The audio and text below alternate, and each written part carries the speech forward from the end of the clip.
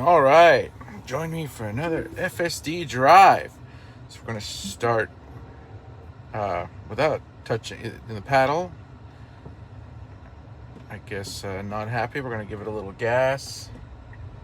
It is safe to move forward.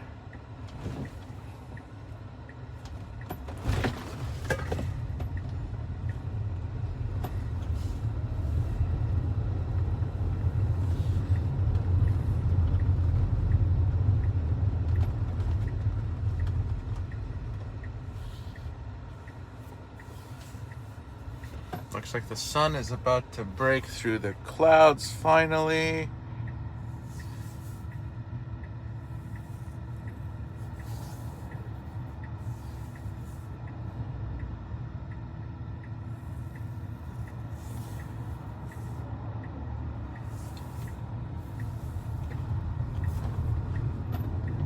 Okay, we're not going to use the middle lane median today. It's kind of cool when it does, but kind of reserved for very busy days where it'll just say, okay, I'm going to be sitting here for a while.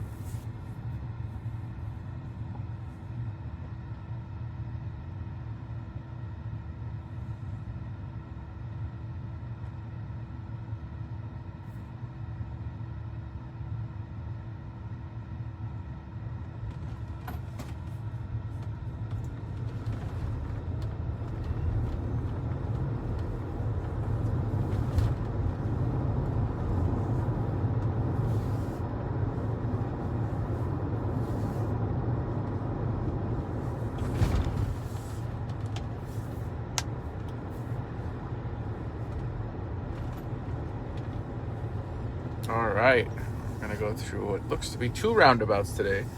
A treat especial.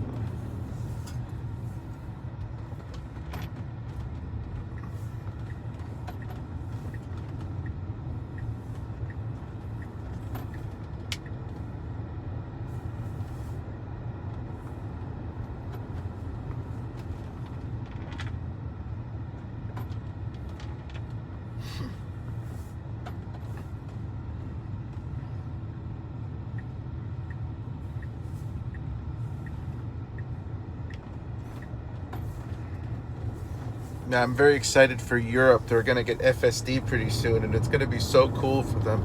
Imagine going from nothing to version 14.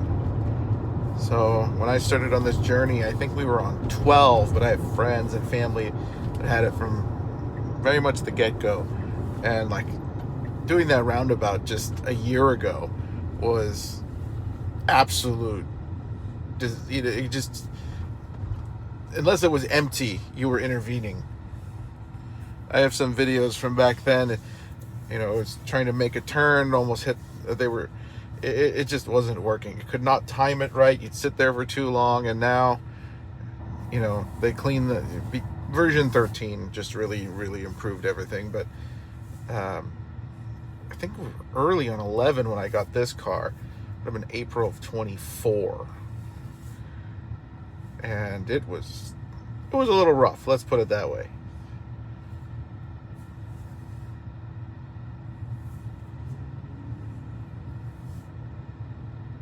The new navigation update's doing pretty well. The car will, like you saw, it put the turn signal on, I think, here, but that was its normal behavior. It'll get into the right lane and then immediately have to go back into the left lane. I think those are slowly improving.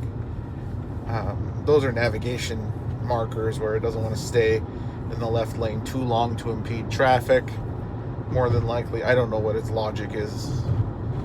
It's doing better at getting into the center or right lane now, and not just camping in the left once it completes passing people and just sitting there. If you've put the upper end of your speed limit at, for example, 69, or obviously we don't want to pass and then just stay in the left lane, but that's what it would do before, where you've passed a few of the slower cars and then now you're just in the left lane and now you're the bottleneck.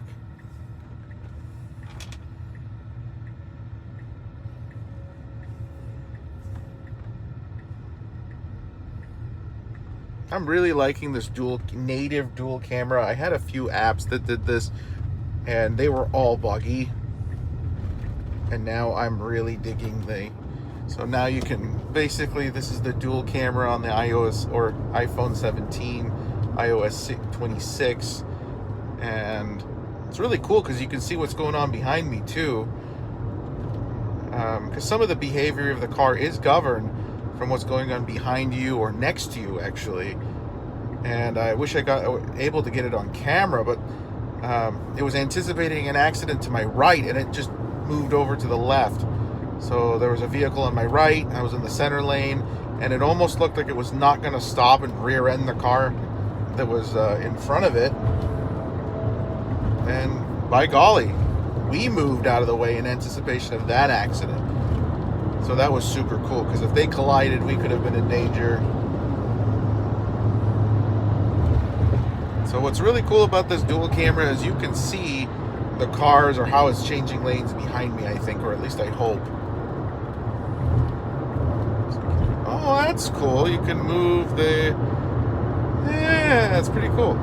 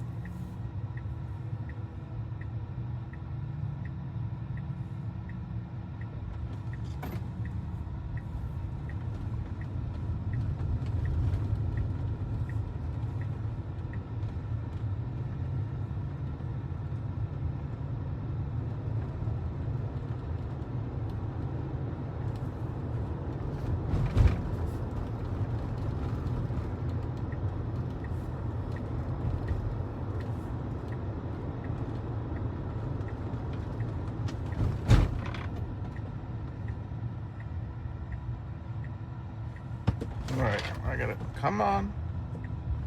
You got the green, buddy. So I did tap the gas there because we had some definite hesitation on the green, and there were no pedestrians. There was no reason for the hesitation.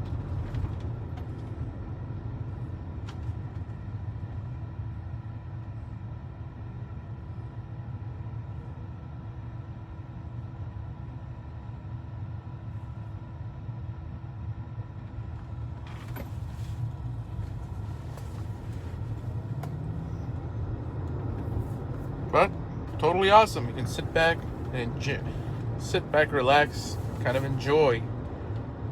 FSD is very much awesome.